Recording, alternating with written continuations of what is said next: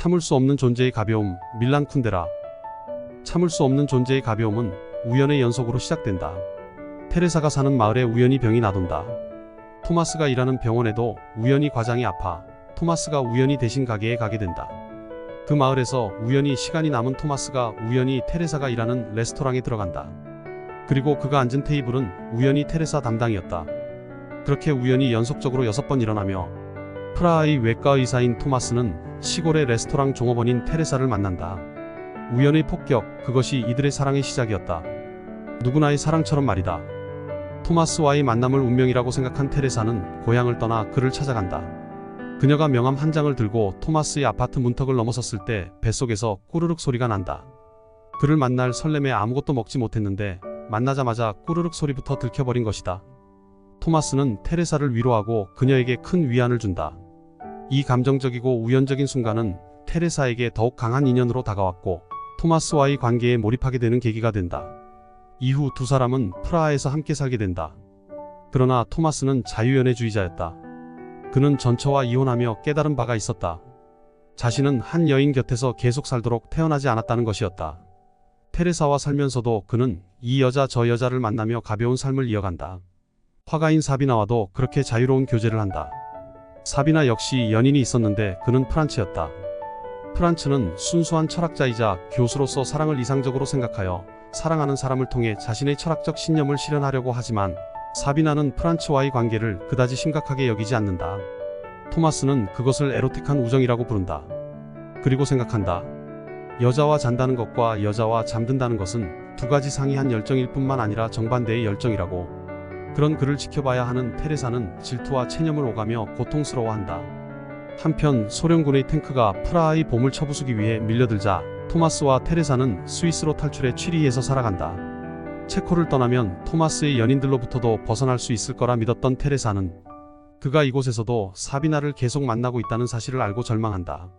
그리고 혼자 국경을 넘어 프라하로 돌아가 버린다. 토마스는 자신을 구속하던 존재가 떠나자 존재의 가벼움을 즐긴다.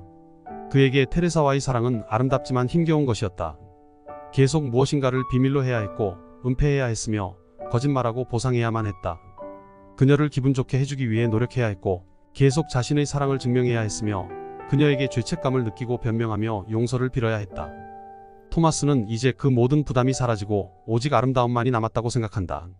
프라하의 봄은 1968년 체코슬로바키아에서 일어난 개혁운동으로 알렉산더 뚜프체크를 중심으로 당시 공산주의 체제에서 자유와 민주화를 도입하려는 시도였다. 뚜프체크는 정치적 개방, 언론의 자유, 그리고 경제적 개혁을 포함한 인간의 얼굴을 한 사회주의를 추진했으나 소련을 비롯한 바르샤바 조약국들은 이러한 개혁이 공산주의 체제를 위협한다고 판단했다. 결국 8월에 소련과 동유럽 동맹국들이 체코슬로바키아를 무력으로 침공하면서 프라하의 봄은 강제로 종결되었다. 프라하의 봄은 비록 실패로 끝났지만 이후 동유럽 전역에서 민주주의 운동에 영감을 준 중요한 사건으로 여겨진다. 테레사가 떠난 이후 토마스는 시간이 갈수록 테레사가 생각난다. 이별 편지를 쓸 때 그녀는 얼마나 슬펐을까?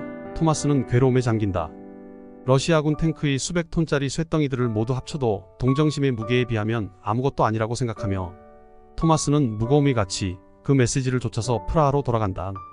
결국 그는 의사직을 박탈당하고 정부의 감시를 피해 시골로 이주한다.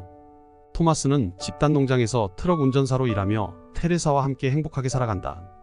테레사는 말한다. 토마스, 당신 삶에서 모든 불행은 나로부터 와요.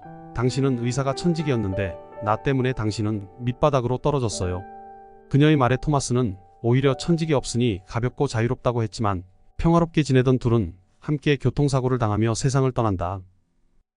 가볍게 살고 싶지만 무겁게 살아야만 하는 우리. 참을 수 없는 존재의 가벼움은 인생의 무게와 가벼움 사이에서 갈등하는 인간의 본질을 탐구한 작품이다. 토마스, 테레사, 사비나, 프란츠 등 등장인물들은 각자 인생을 가볍게 혹은 무겁게 살아가려 하며 그 과정에서 사랑과 자유 그리고 책임을 고민한다. 쿤데라는 이러한 갈등을 통해 삶에서 가벼움이 주는 자유로움과 허무함, 무게가 주는 안정감과 부담을 대비시킨다. 결국 이 소설은 인간이 인생의 가벼움을 받아들이거나 무게를 짊어질 수밖에 없는 아이러니를 보여주며 그 가운데 삶의 의미를 스스로 찾아가야 한다는 메시지를 전달한다.